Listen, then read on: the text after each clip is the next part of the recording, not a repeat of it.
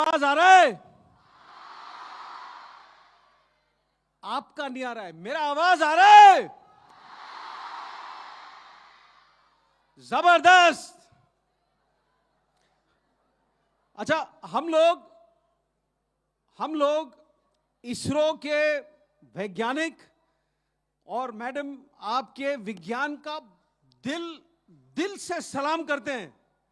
लेकिन मैडम, एक चीज हमारे पास है, आपके पास है जो विज्ञान से ताकतवर है।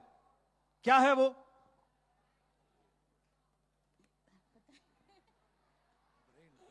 ना, दिल बोलो स्वामी जी, दिल बोलो। दिल दिल हार्ट, दिल है, दिल।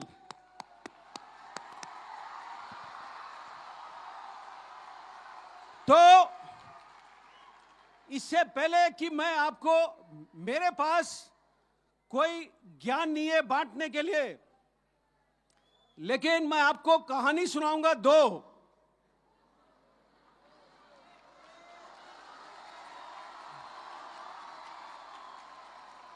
लेकिन कहानी सुनने से पहले वो क्या है, सुबह मैं 2:30 बजे का उठा हूं और 2:30 बजे चेन्नई से चला हूं यहां तक, तो मेरा कान थोड़ा काम नहीं कर रहा है। तो एक बार जोर से, एक बार मेरे साथ बोलोगे? मैं खाली बोलूंगा जय हिंद, और आपने जय हिंद बोलना है इतना जोर से कि ये शामियाना फट जाए।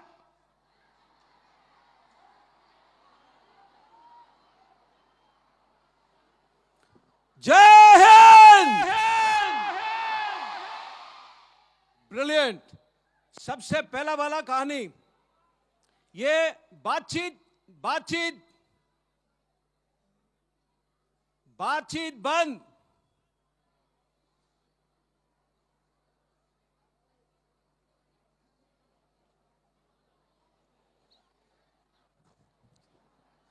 बातचीत बंद, आवाज नहीं चाहिए मुझे।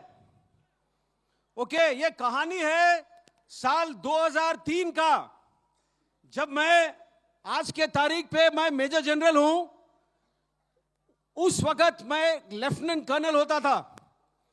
और ये कहानी है जम्मू के इलाके का, और कहानी एक जवान का है, ताकि आपको पता चले कि दिल से हम क्या क्या कर सकते हैं। तो उन दिनों में ये मोबाइल फोन किसी के पास था नहीं, और हमारे जो यूनिट था वो कई जगह पर फैला हुआ था। तो मुझे सीटी नहीं बजेगा बीच में, तो मुझे किसी से खबर मिला कि फलाने गांव में 4 उग्रवादी आए हैं।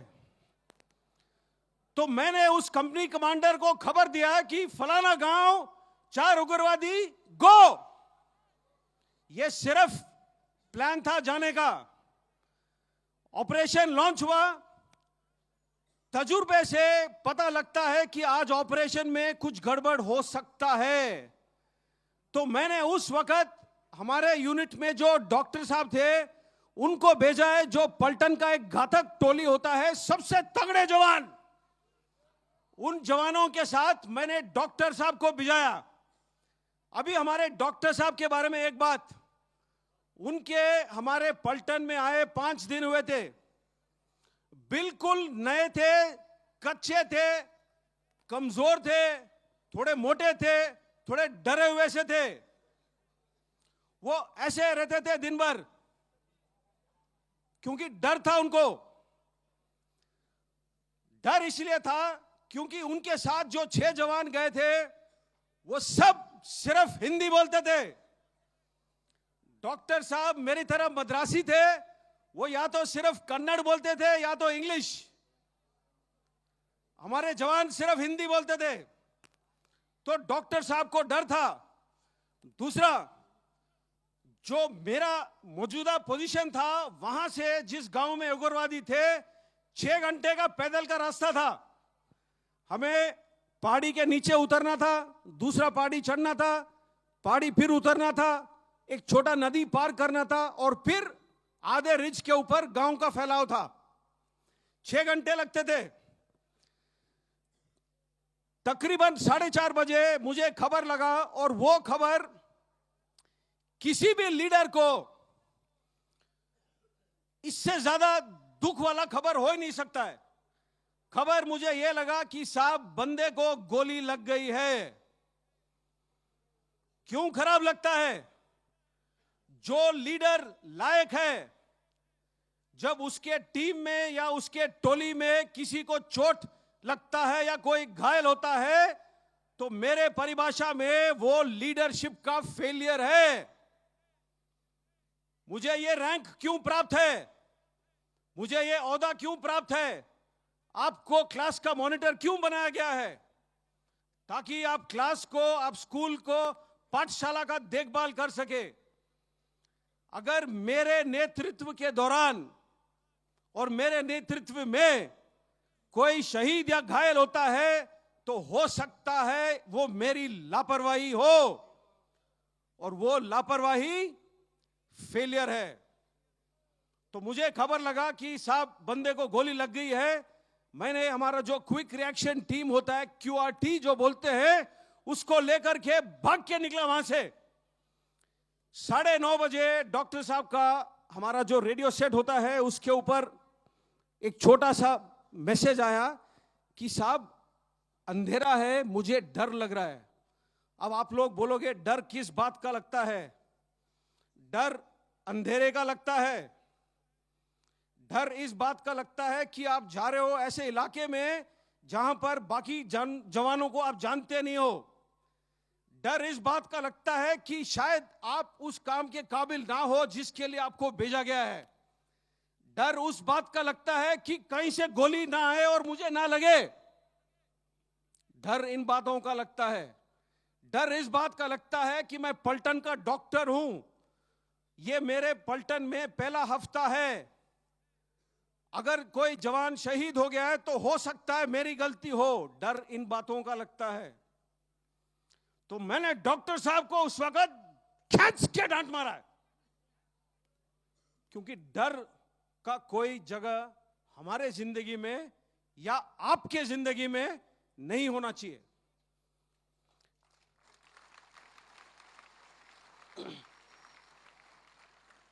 मैंने बोला मेरे को दोबारा कोई मैसेज नहीं चाहिए आपसे।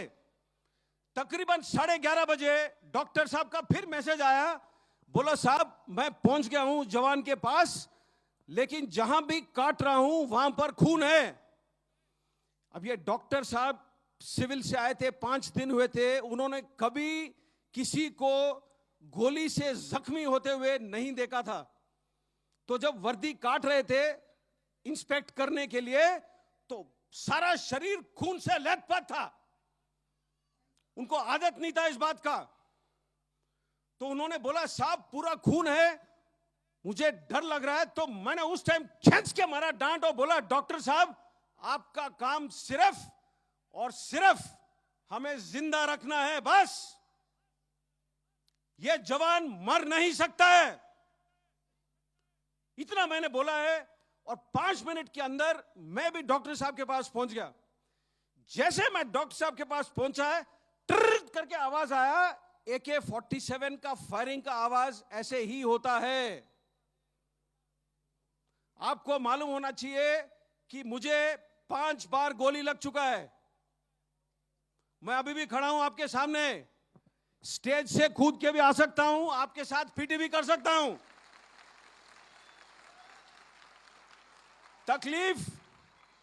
तकलीफ मुझे भी होता है, तकलीफ उन हर जवानों को होता है जिसको लगता है गोली।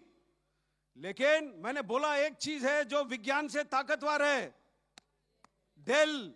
उस दिल से चलता है ये फौज, और इस फौज से चलती है ये देश। तो ये याद रखना है आपने।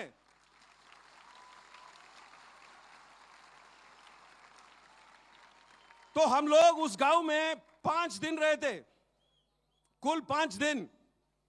क्योंकि गांव में जहां उग्रवादी छुपना चाहता है, कई जगह खोज सकता है जहां छुप सकता है। तो हर घर, हर कमरा, हर वो खेत, हर वो ट्यूबवेल, हर वो स्टोर हाउस, हर वो गोदाम, हर वो जगह ढूंढ ढूंढ के हमें 5 दिन लग गए थे।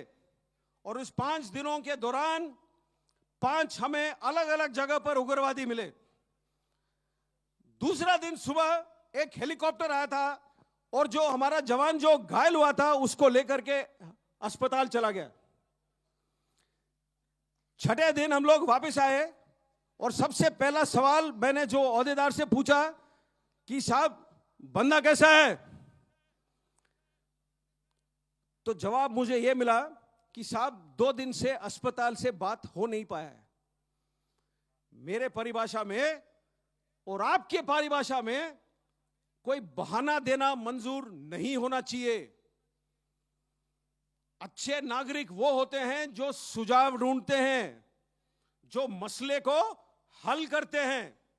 लेकिन उसने बोला कि साहब 2 दिन से बात नहीं हुआ है। मैंने मरा बड़ी डांट।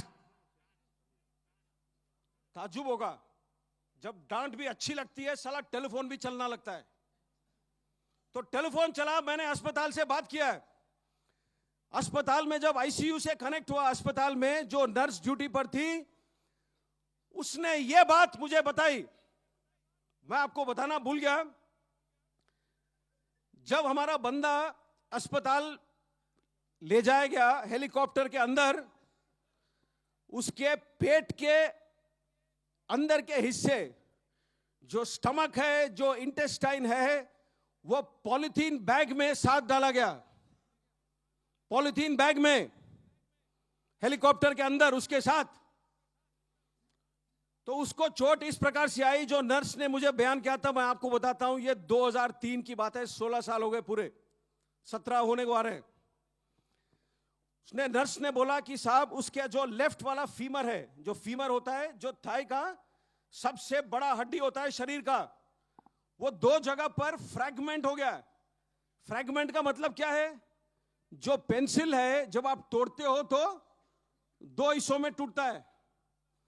फ्रैगमेंट का मतलब ऐसे, जो पेंसिल अगर 8 या 10 हिस्सों में टूटे वो फ्रैगमेंट है। तो उसका ये जो थाई बोन था 2 जगह पर फ्रैगमेंट हो गया था। इसीलिए डॉक्टर साहब जहां भी काट रहे थे उनको नजर आ रहा था खून। ज्यादा से ज्यादा गोली उसको लगी बाएं हाथ पर। क्यों? जो बुलेट प्रूफ जैकेट है जो हम पहनते हैं वो सामने होता है पट्टी, लोहे का चादर, पीछे होता है लोहे का चादर। एक पतला चादर होता है पेट के लिए, एक पतला होता है गर्दन के लिए।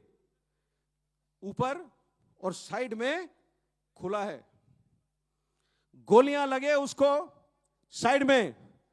अगर आपने गोली नहीं देखा है आज तक तो मैं आपको बताता हूं। पेंसिल दिखाओ, अपना पेन दो। Very good. जो गोली का आगे वाला हिस्सा होता है इतना ही होता है और इतना ही पतला होता है। जब गोली लगता है बंदे को और बंदा पड़ा हुआ दिखता है आपको, अगर आप खोजोगे कई बार आपको गोली के निशान नजर नहीं आएंगे। लेकिन प्रॉब्लम क्या है? जब गोली 2 या 3 लगते हैं एक साथ, शरीर से सीधी लाइन में नहीं गुजरते हैं। गुजरता ना सीधा चाहिए लेकिन टेढ़ा मेढ़ा जाता है शरीर के अंदर। अगर आपका किस्मत खराब है, 2 गोली अगर शरीर के अंदर आपके टकराते हैं तो 2 गोली 4 टुकड़े में हो जाएंगे या 6। अगर आपका किस्मत ज्यादा खराब है और उसमें से कोई टुकड़ा आपके किसी हड्डी को लगता है तो हड्डी का भी एक पीस निकल आता है। अब ये 7 या 8 पीस सफर करते हैं शरीर के अंदर से। तो जो 3 छोटे छेद यहां पर होते हैं, जब यहां से निकलता है तो बड़े बॉल के छेद में निकलता है। इसीलिए उसके पेट के अंदर के हिस्से को हमने पॉलिथीन में पैक करके भेजा हेलीकॉप्टर में। सबसे ज्यादा चोट उसको ऊपर आया छाती में। जब पैर में गोली लगा होगा तो वो गिरा है। अब पहाड़ी में 20 मीटर 25 मीटर कितना नीचे गिरा है वो तो कोई नहीं जानता है। लेकिन जब गिरा है तो उसका छाती किसी बड़े पत्थर के नुकीली चोट पर पड़ा है और यहां उसे चोट आई। तो जो लोहे का प्लेट है वो दबाता है जो फेफड़े, जो रिब्स है। तो उसके 5 रिब्स टूटे हुए थे और 5 रिब जब टूटते हैं तो अंदर की तरफ टूटते हैं। तो उसका जो बाएं वाला फेफड़ा था उसमें 5 जगह पर छेद हो गया, और जो लंग था लेफ्ट साइड वाला उसमें बॉडी फ्लूइड और ब्लड पूरा भर गया था। ये उसके चोट थे। जब नर्स ने ये मुझे बयान किया तो मैंने नर्स से सीधा सवाल पूछा, क्या बंदा बचेगा?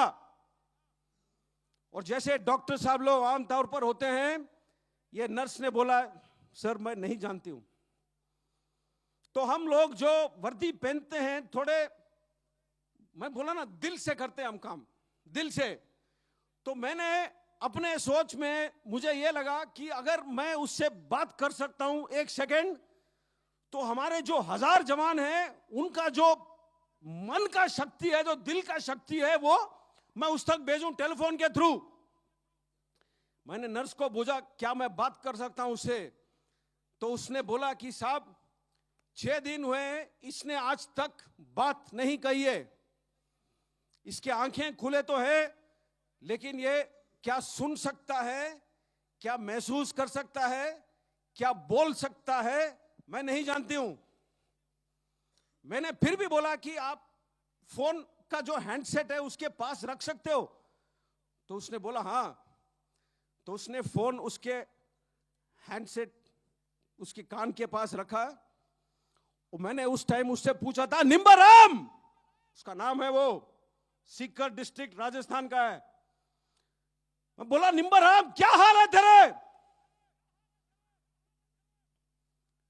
15 या 20 सेकंड गुजरे, कोई जवाब नहीं आया।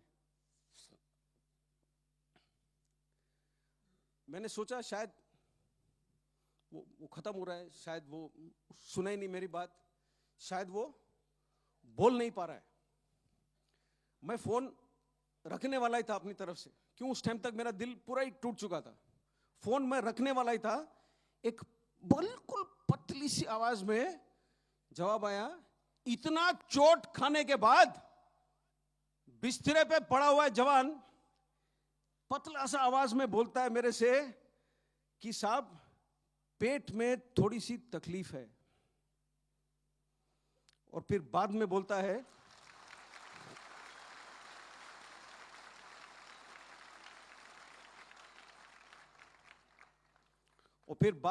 है, साहब मैं तो ठीक हूं, अपने पलटन के बाकी बंदे कैसे हैं?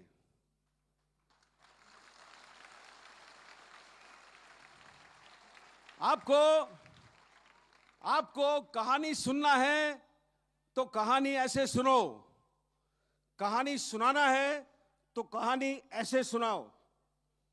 जो जवान खुद मृत्यु के दरवाजे पर खड़ा है, वो मृत्यु के आंखों में आंख डाल करके खड़ा है उस वक्त, और वो सिर्फ सोच रहा है अपने टोली में बाकी बंदों के बारे में। ये होता है सेल्फलेसनेस, ये होता है किसी और को त्याग करने का काबिलियत। अगर आज के तारीख पे तिरंगा लहराता है गर्व से हवा में, ऐसे लोगों के वजह से लहराता है। यही वो सांस है जिससे ये देश जीता है, और इसी जवानों के वजह से मैं हमेशा कहता हूं, मुझे 5000 जन्म दे दो, मैं दोबारा यही वर्दी पहनूंगा। कौन करो? ओके, ये तो कहानी नंबर 1 था। अभी जो मैंने बातचीत करना था उसके लिए आपको वेलकम है।